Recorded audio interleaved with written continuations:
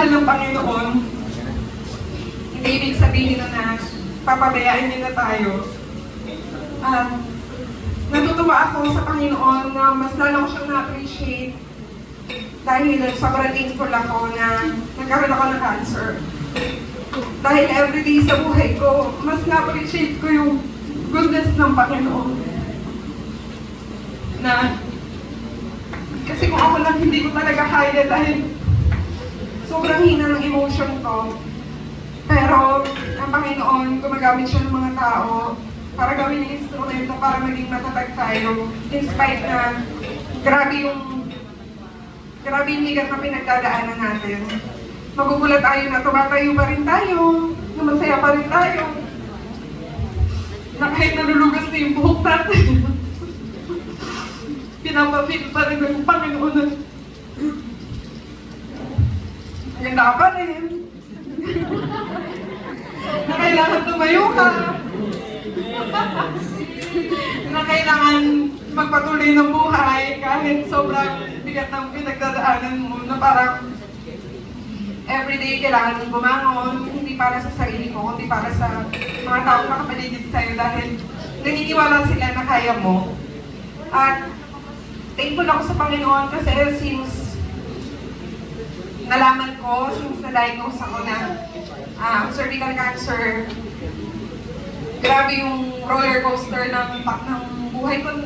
Hindi ko akalain na parang yung emotion ko hindi napaka-unstable sa lahat. Pero nire-remind ng Panginoon na kasama ko siya. Na yung presence niya, pinaparamdam niya sa akin na talagang every time na pumupunta ako ng hospital, nararamdaman ko na in-embrace ako ng Panginoon dahil bawat tusok na ginagawa sa akin, hindi ko nararamdaman. Walang pain at all at alam ko sa sarili ko na kaya ko.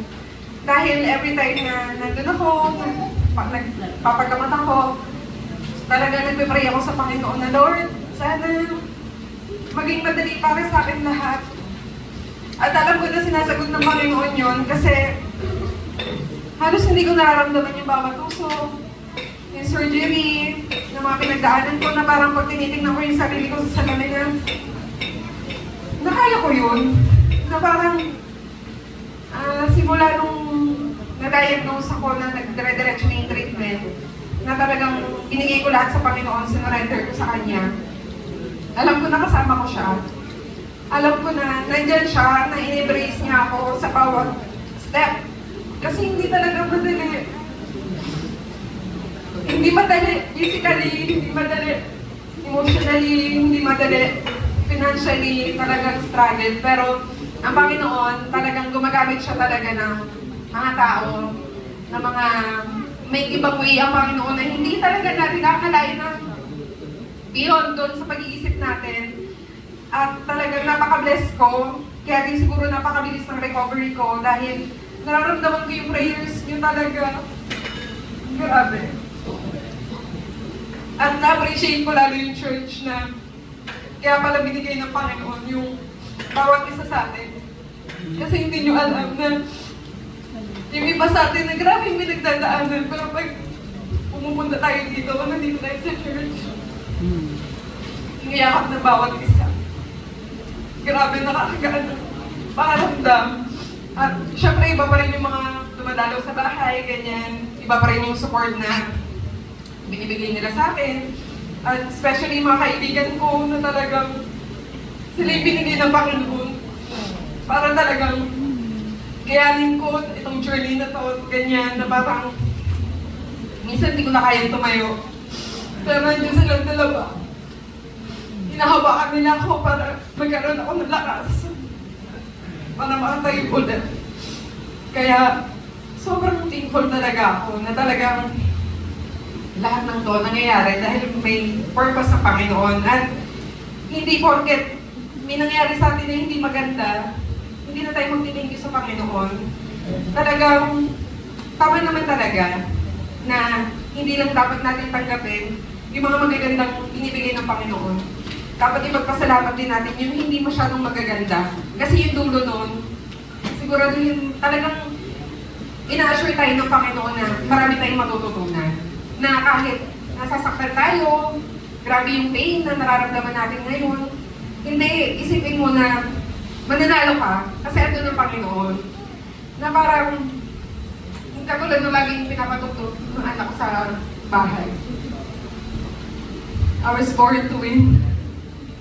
Oh, we are all born to win dahil kasama natin ng Panginoon sa lahat ng ginagawa natin. At kahit napakabigat, kahit iniisip mo na hindi mo kaya, pero kaya ng Panginoon, na may tatawid mo dahil andun yung Panginoon, kasama mo siya, na parang minsan, kaya natin sa sarili natin na natatakot tayo eh. Minsan, totoo naman yun eh, kasi tao lang tayo, na natural na pinapangunahan tayo ng takot natin.